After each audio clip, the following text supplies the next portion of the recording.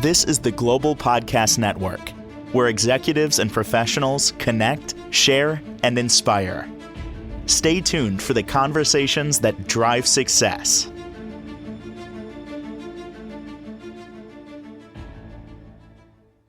Welcome back. Scott David Clift joining us again, our energy healer coach, integrator as well from Connexus Services, embracing your wholeness and so much more. He's joining us again today to talk more about, well, forgiveness. But first and foremost, let me have him introduce himself because he does a lot and he can help you with a lot. So give me a little overview if someone hasn't seen us before. What would you say?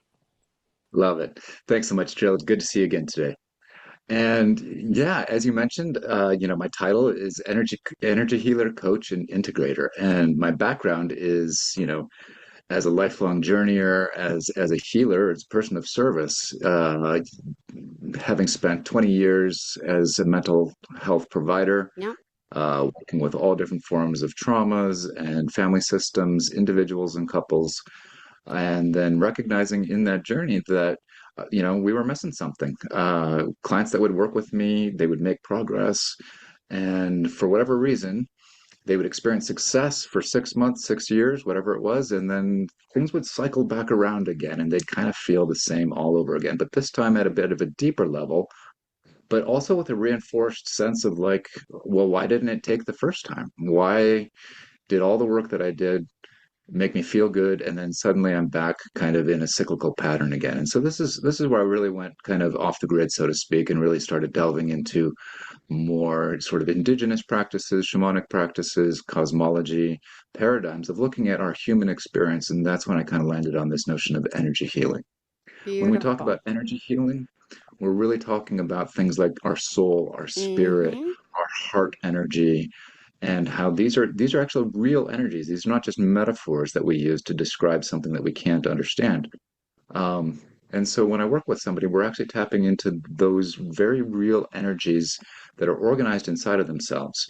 And when we start removing those blocks at an energetic level, what we see is that people make lasting changes in a way that they never could before. It's truly amazing work, and I'm honored to be able to do it. Beautiful. Thank you for sharing that. And for today, the topic is forgiveness. Let's get Indeed, started. What indeed. is it? What it isn't? Break it down for us.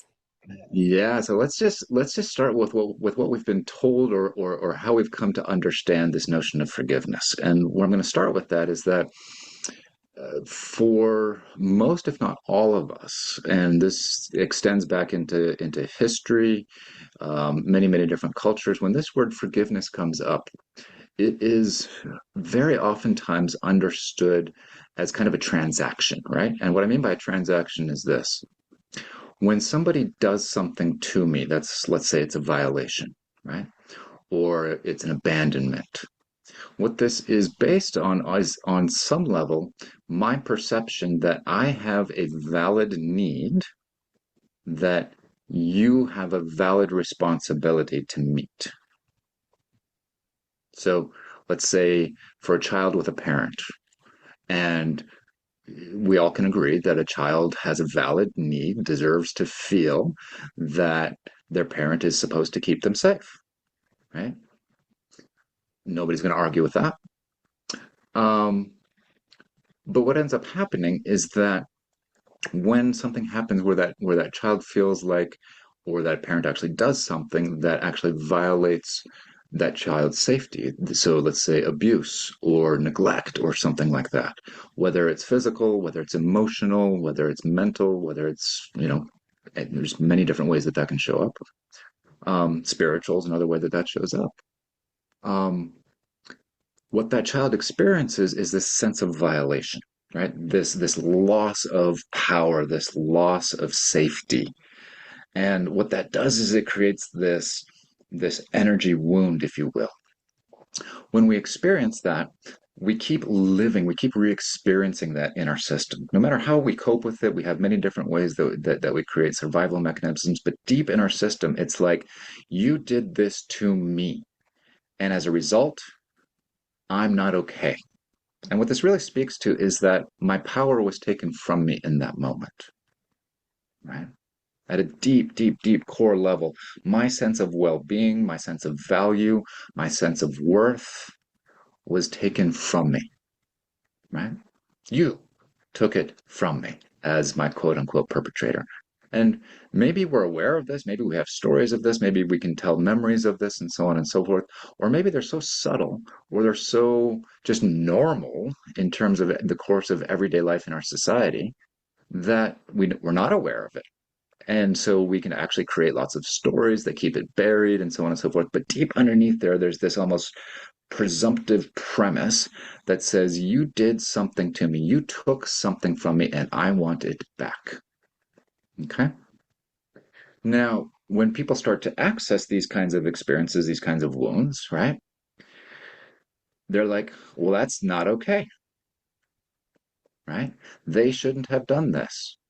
And I want it back. And so and we start to create blame and accusations such that sound like, you hurt me, you did this to me, you neglected me, right? And we start pointing the finger a lot.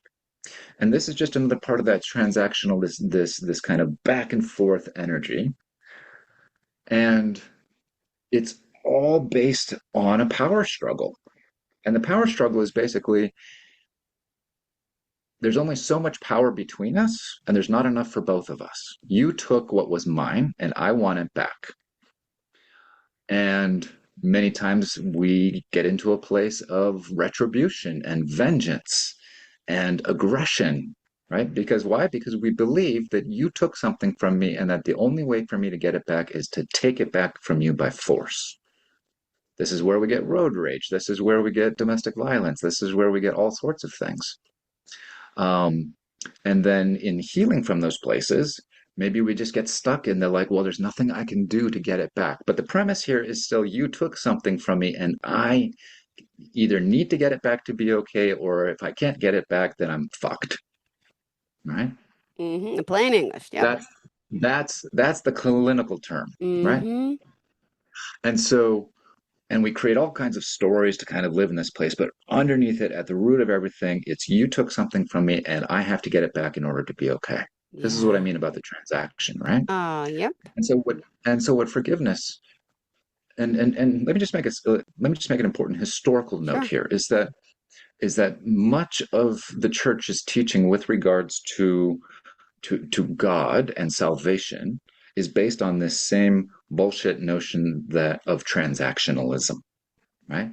Is that I've violated something in God, and that therefore now God demands something back from me in repayment, right? And then so on and so forth. But it's this fundamental premise that's actually flawed. And so what this has taught us, Jill, is that forgiveness is a transaction. And until that transaction is complete, right? I'm screwed. So I'm true. either having to effort all the time, like work, prove myself, do enough. But the problem is that no human experience has that ever actually worked. In other words, there's no amount of paying back that we can do because the premise of the transaction is wrong.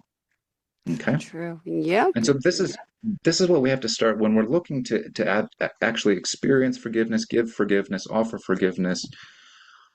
We have to first of all deconstruct this core premise that so much has been sort of programmed into us about this transaction. And we have to start recognizing that it's the transactional premise paradigm itself that is what's getting in the way. Okay? Wow. Deep stuff, right? It is. And personal story for me, right, is that I spent many years in therapy and working on myself and empowering myself, and I made a lot of progress. I'm not going to lie, I made a lot of progress, but I kept coming back to the feeling of what I'm going to call emotional and spiritual manipulation and violation by my family. Yeah. Right. And grew up, as I mentioned last time, in a bit of a religious cult. And very dogmatic, right? And it was heavily based on this notion of transactional relationship with the divine energy of the universe, with God. Wow. And with that paradigm, I came to see that, like, oh, what they were teaching me was actually a violation of my true relationship with my creator, with God, with the universe, with source energy, right? Whatever you call it, it doesn't matter. Yeah, And I was pissed at them, Joe. I'm sure. Pissed. I went through Get lots it. of trauma processing. I went through rage. I went through depression. I went through anxiety. I went through trying to prove myself, trying to prove them wrong, right? Years and years and years. And I exhausted myself to the point where, like, wait a minute, they're not going to change. And so at that point, I'm like, well, I'm fucked. I don't get to have a relationship with my Totally. family, Yeah. right? Because at the time I was like, it's completely healthy and there's nothing I can do about changing them. So therefore, they're just going to keep doing to me the same violations that I've always experienced, and around in that cycle we went. I got to a point, oh gosh, 2010, 2012, right around the time that my son was born, which created a Mm-hmm. motivation to say, am I going to let my son be part of what I have experienced? And the answer was hell no, right? And so the only option that I could see at the time, because I was still really stuck in that kind of like transactional thing, was unless they change, they don't get access to their grandson.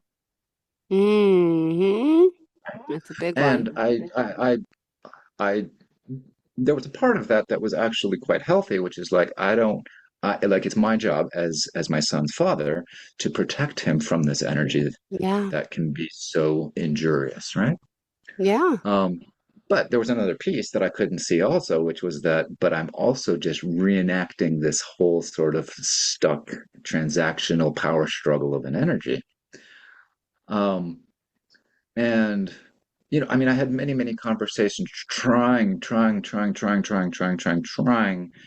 to be heard, Mm-hmm. to be seen, to have my wisdom, my truth, my experience be acknowledged by them, right? Wow.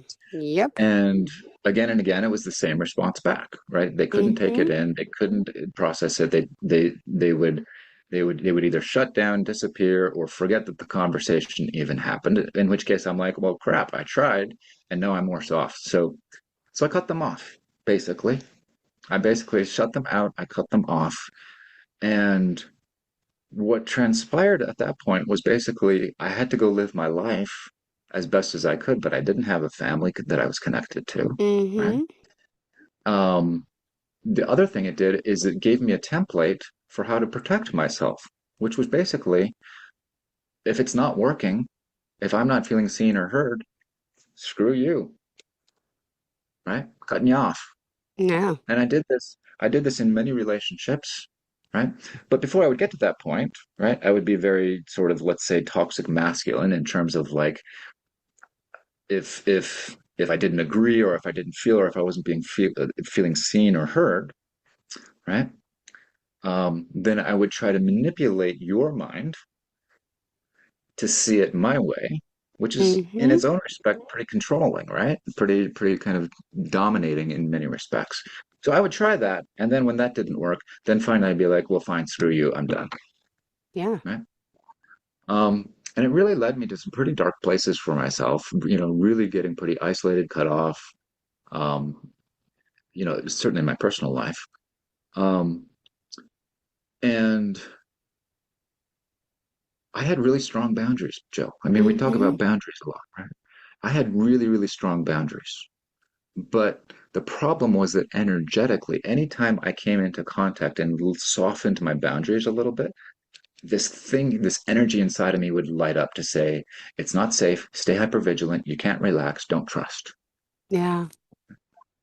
And so that was the impact of still maintaining this like transactional notion around being wounded and around the process of forgiveness and repair in those relationships, right? Mm-hmm. And so what I what I came to not too long ago, to be honest, was a giant aha moment that was I was actually, because I was continuing to believe that unless they changed, unless they apologized, took ownership, and acknowledged my experience growing up in sense, then change could not happen. Change in the relationship, repair in the relationship could not happen. But what the deeper effect of that was that it kept me a prisoner and a dependent, Mm-hmm. right? I could never be free as long as I held on to that belief. Wow. So when I started to shift, when I started to shift that belief and say, wait a minute, what if there's another way? What if I let go of this belief? And trust me, it wasn't easy to do, right? Took me a while. But when I was able to start shifting that core belief about forgiveness, repair, and healing, Mm. what I started to get a vision for, well, first of all, I had to take ownership. I had to take accountability for the fact that for everything that I blamed them for the problems in our relationship and our inability to connect, I was actually creating a block. I was creating an energetic block Yeah. with this belief that said, unless you change, unless you show up, unless you take ownership, unless you make a shift, we can't have a relationship. I can't really love you. I can't be open with you. I can't really interact with you. I can't let you interact with me, my son, etc. So as long as I held on to that, I was creating an ownership block and having to come face to face in that after years worth of, I'm going to say, playing the victim Yeah. again and again and again, playing the victim. As empowered as I thought I'd been, I was underneath it all, really kind of playing the victim based on this premise. Mm. And so I made the choice to start letting it go. And that's where a lot of energy work came in to really soften, to really kind of awaken certain pieces of me that this belief were keeping me from, right? At the end of the day, what I was able to start seeing was that this belief was keeping me from me. It was Mm-hmm. keeping it was keeping my lower self, my human self, as I say, my physical experience, my mental experience, my ability to relate with others was being blocked, and I wasn't able to access my true power, my authentic self, Wow. right? Because of it. It was all within me, Jill, is my Yeah. point. Ah. Okay. And so when I started unlocking that belief and softening, yeah, there was stuff that came up, and I was like, oh my God, this is where I got that.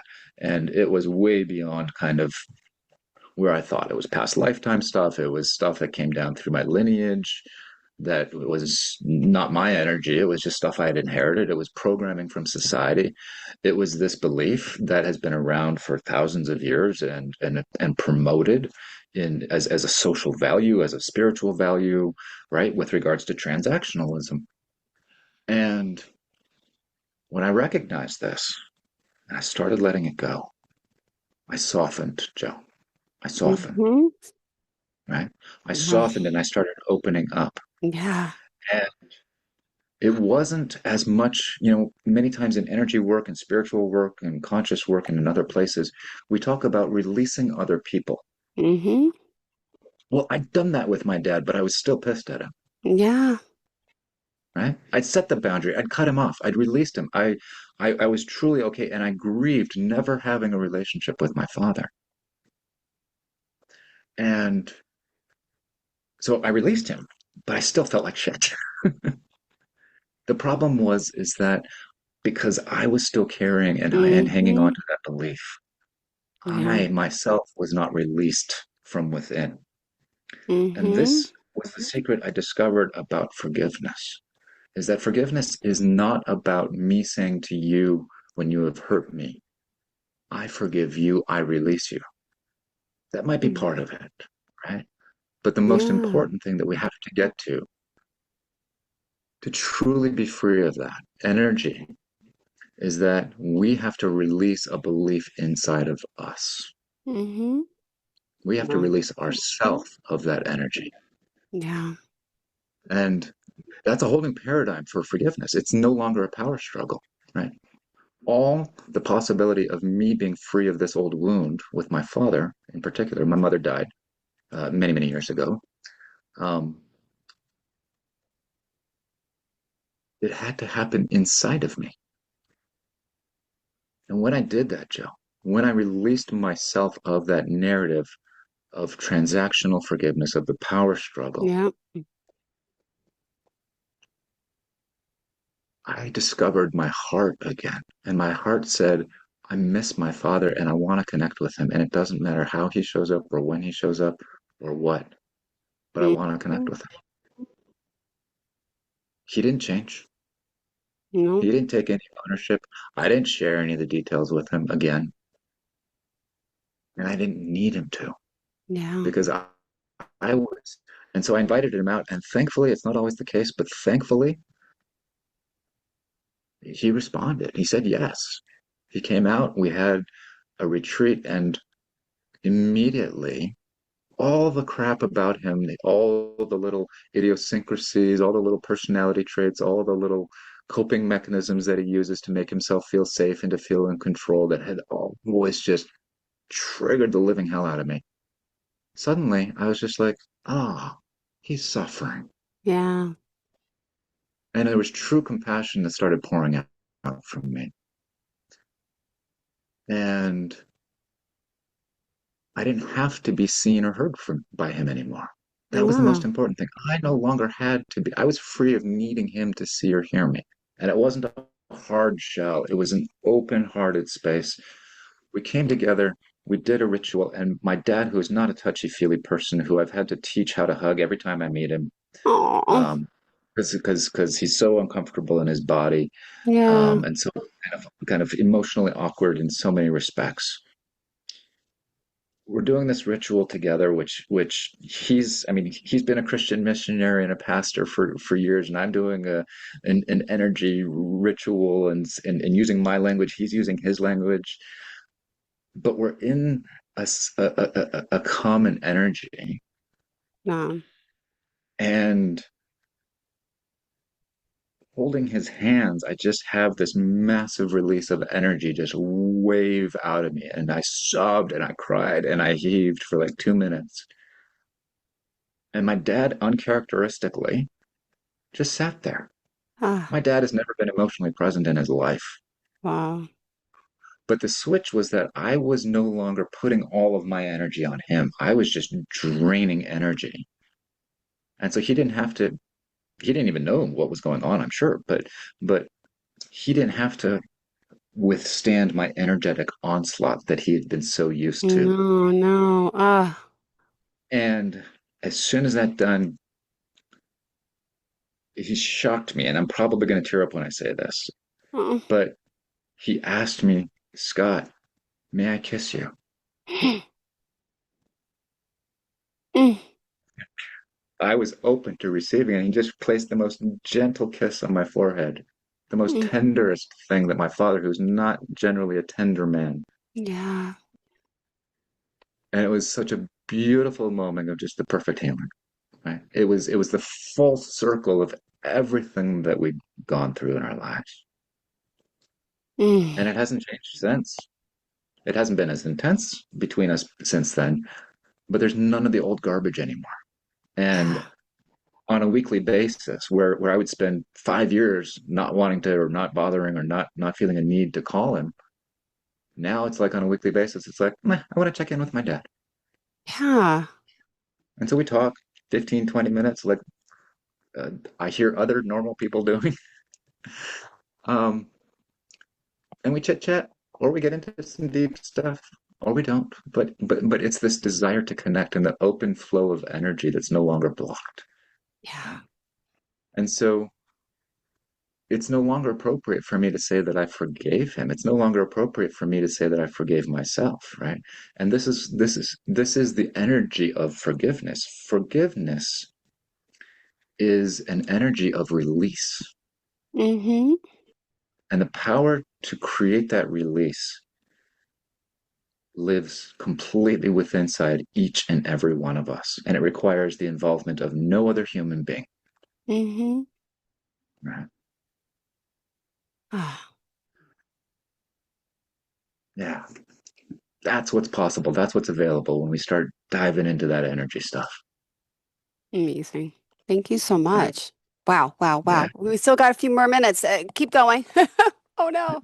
Well, I think Ah. I think that's where I'll just kind of pause and leave it for today Okay. because like I mean, we can definitely get into some of the mechanics, and that's kind of what we'll come back to in follow-up episodes here, right? Um,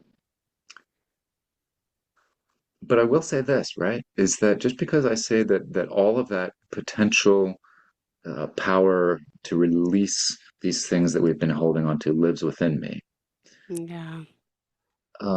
that doesn't mean that we do it completely on our own, right? Mm-hmm.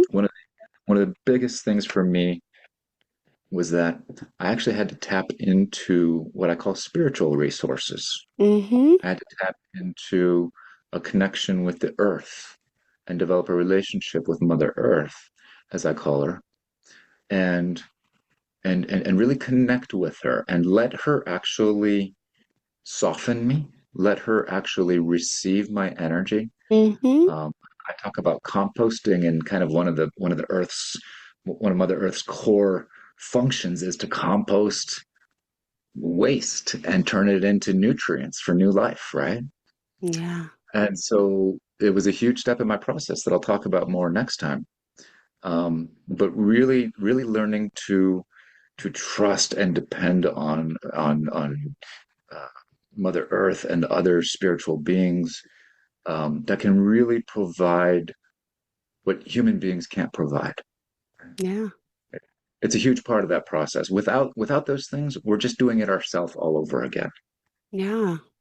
Right? And so that's kind of the leader for next time, Beautiful. right? Thank you so much. We'll continue to talk about forgiveness. Thank you. Yeah, Wow. Impressive stuff today. You got me like focused. And so thank you. Emotional. you're All the welcome. above. Yeah, I love it. I Well, love it. well, sweetheart, Thank you for joining the ride with me. thank you for being here with me too. I appreciate it. And looking forward to the next time we connect. How can we contact you? Right.